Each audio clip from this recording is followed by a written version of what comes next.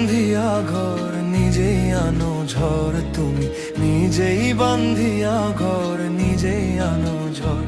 তুমি আপনের আপন, পরের চেয়েও